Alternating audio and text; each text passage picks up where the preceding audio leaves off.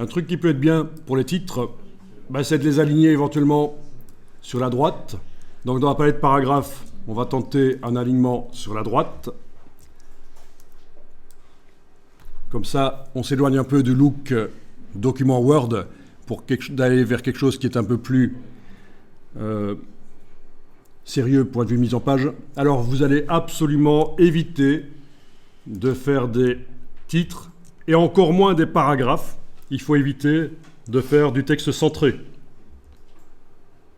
Ce n'est pas très gracieux. Après, c'est un conseil, c'est une règle à appliquer et comme toute règle, elle est faite pour être contournée au cas par cas, parfois, dans certaines circonstances, si on veut faire un certain design.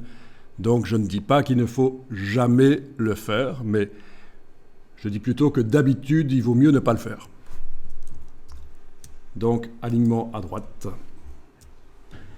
On va aller décocher dans la palette paragraphe la césure, donc la coupure des mots. Voilà.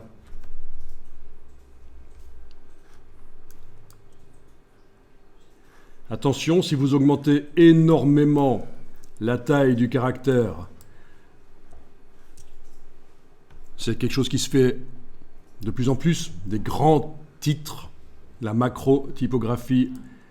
Si vous augmentez énormément la taille des caractères, je ne vais pas le faire ici, mais je vous le dis, dès que le mot le plus long du paragraphe n'aura plus la place pour se mettre sur toute la largeur de la colonne, eh bien tout le texte après va disparaître de l'affichage. Donc c'est un problème habituel dans InDesign. On fait des titres trop grands, il y a des mots très longs dedans, et voilà. Bon, je peux peut-être simuler ça ici rapidement en tapant un mot très long. À un certain moment, normalement, quand il n'aura plus la place pour se mettre, et je vous rappelle que j'ai désactivé la césure, donc il ne peut pas se couper pour se mettre sur deux lignes. Voilà, vous voyez ce qui se passe. Donc là, touche suppression de caractère, et comme ça vous êtes prévenu que ça fonctionne comme ça.